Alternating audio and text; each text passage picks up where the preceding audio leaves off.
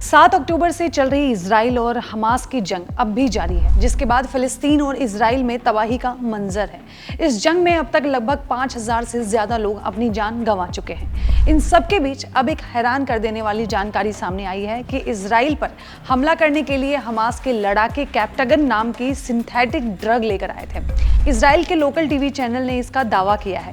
Reports की माने तो इस संघर्ष में मारे गए कई लड़ाकों की जेब से कैप्टागन की गोलियां मिली है। गरीबों की कोकीन कही जाने वाली कैप्टागन खाने के बाद हमास के लड़ाके बहुत देर तक बिना खाए पिए लोगों को मारते रहे। इस खबर के सामने आने के बाद माना जा रहा है कि कैप्टागन खाने के बाद हमास के लड़ाके बहुत आराम से लोगों की जान लेने में कामयाब रहे। साथ ही इसकी वजह से उन्हें घंटों तक ना उन्हें भूख लगी और ना ही उन्हें थकान महसूस हुई। वो बिना रुके अपना काम करते रहे और निहत्थे लोगों की जान आसानी से ले पाए। इससे पहले आतंकी संगठन ISIS पर भी अपने आतंकियों को कैप्टागन गोलियां खिलाने के आरोप लगते आए हैं। इन सबके बीच हम ये जानते हैं कि क्या है कैप्टागन, जिसे गरीबों की कोकीन कहा जाता है। कैप्टागन एक सिंथेटिक दवा कही जाती है जिसे जर्मनी में बनाया गया था। इसे बनाने का मकसद ध्यान की कमी जैसे मेंटल डिसऑर्डर का इलाज कराना था।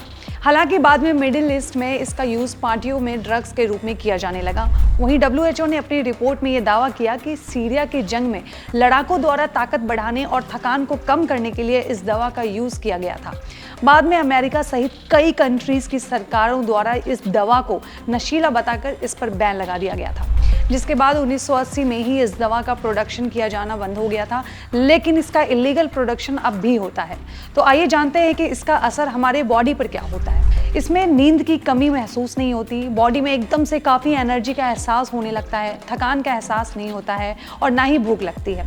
दुनिया में सबसे ज़्यादा कैप्टागन सऊदी अरब में पकड़ी जाती है। इसके बाद Jordan, UAE, Kuwait, Greece, Italy, Iraq, Lebanon और सीरिया में ये ड्रग्स सबसे ज़्यादा मिलती है। हालांकि कैप्टागन सिर्फ सीरिया के लिए एक बड़ी प्रॉब्लम नहीं है। इसका यूज जॉर्डन, सऊदी अरब और UAE जैसे मिडिल ईस्ट के देशों में भी अवैध रूप से किया जा रहा है। इन गोलियों का इलीगल एक्सपोर्ट इन देशों की सरकार के लिए चिंता का विषय बनता जा रहा है। अरब देशों में नशे और इस तरह के कारोबार में शामिल होने पर सीवियर पनिशमेंट के प्रोविजन है।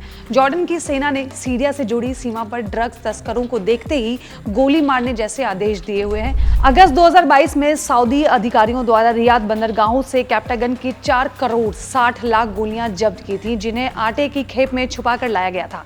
आपको बता दें कि सऊदी में नशे के कारोबार में शामिल होना गंभीर माना जाता है, जिसके लिए मौत की सजा का प्रावधान है।